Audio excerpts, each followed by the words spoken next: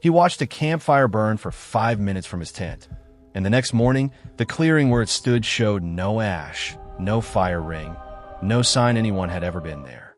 2 nights later, something tore down 2 massive trees in the same forest and left his own missing gear sitting beside the wreckage.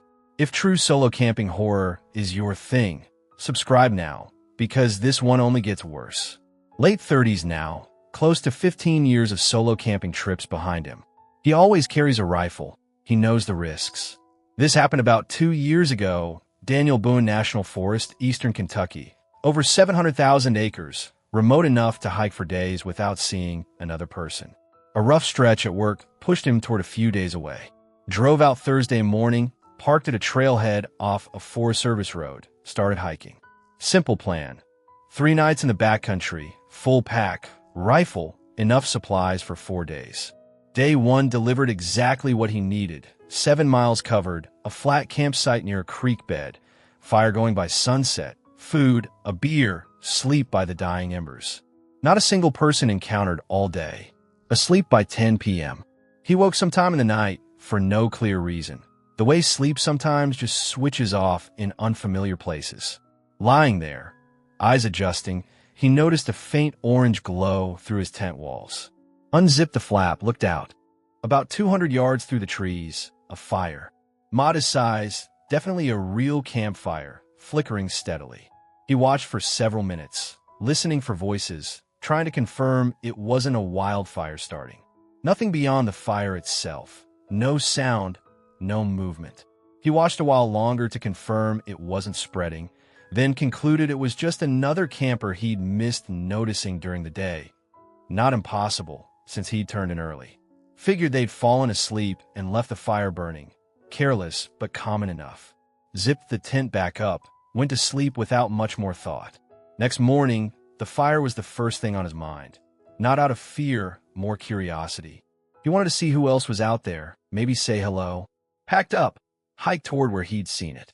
Took about 10 minutes to reach a natural clearing that matched the angle perfectly. He stopped cold. No fire pit, no ring of stones, no ash, no charred wood, no scorched ground. Nothing. The ground was completely undisturbed, pristine like no one had set foot there in months. He walked the entire clearing checking for any evidence. Nothing. Considered he might have the wrong spot, but there was no other clearing anywhere near the right distance or direction. Genuinely confused, he had no way to resolve it. So he moved on. 2 more nights planned. He wasn't cutting the trip short over something this strange. Hiked most of the day, terrain shifting as he pushed deeper.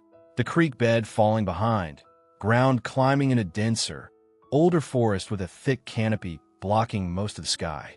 Quieter in there. Good campsite found around 4 p.m. Uneventful evening, fire down by 9, asleep shortly after. He doesn't know what time exactly woke him, but it was loud enough to pull him straight out of deep sleep.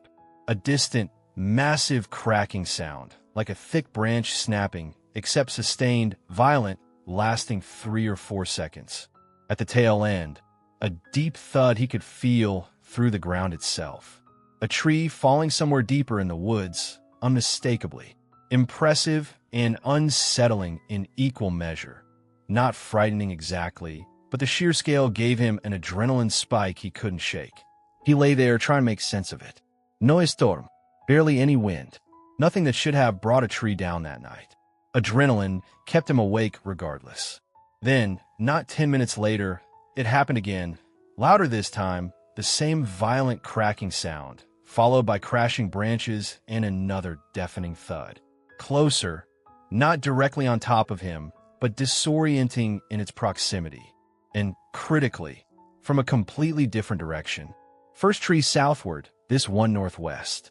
He sat up immediately, genuinely afraid now. 2 trees, same night, different parts of the forest, no wind, no storm. Inconceivable. He tried finding a logical thread.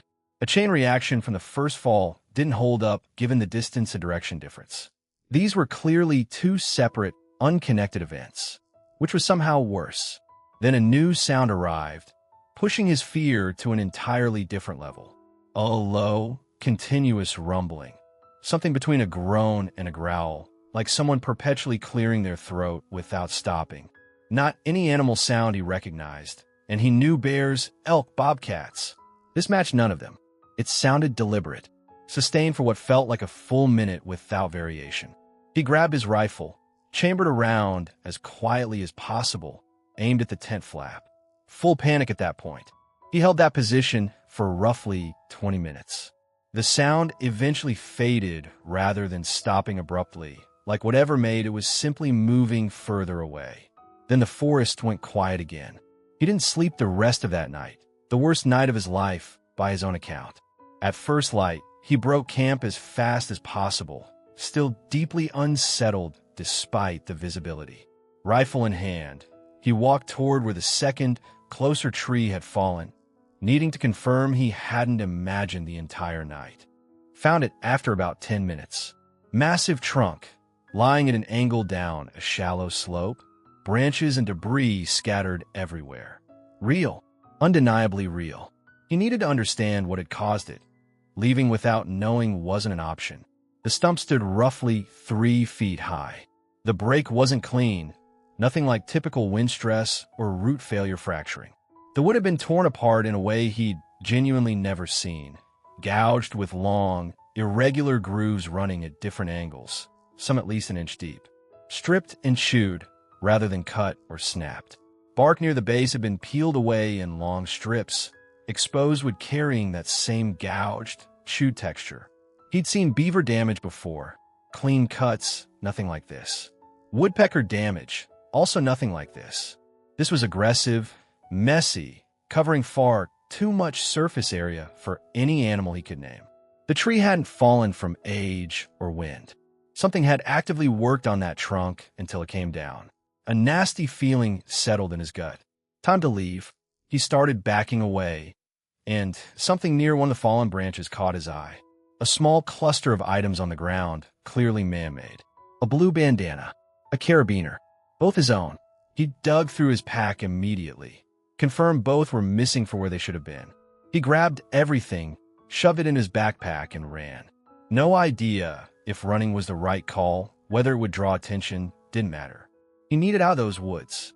Exhaustion caught up eventually under the weight of his gear, but he moved as fast as he physically could the rest of the day, the entire hike back carrying the sensation of being watched or stalked, rifle never leaving his hands. Made it to his car around 3 p.m. Drove away far faster than his exhaustion should have allowed. First thing he did at a safe distance, called the police. Didn't expect to be taken seriously, and mostly wasn't. Didn't matter to him either way. Deeply unsettled for days afterward. None of it added up. What stuck with him most was the fact that his own belongings had been taken, meaning something had either stalked him through the woods directly or somehow knew exactly where he was the entire time. That inexplicable fire from the first night had to be connected somehow. Too coincidental otherwise. As for the trees, he still has no explanation for what could have brought them down like that. He genuinely doesn't believe it was human. What kind of animal? He has no idea. He still camps, believe it or not. But this is something he expects will hang over him permanently. Some forests don't need to show you anything directly. They just need to leave your own belongings somewhere you never left them, so you understand exactly how closely you were being watched.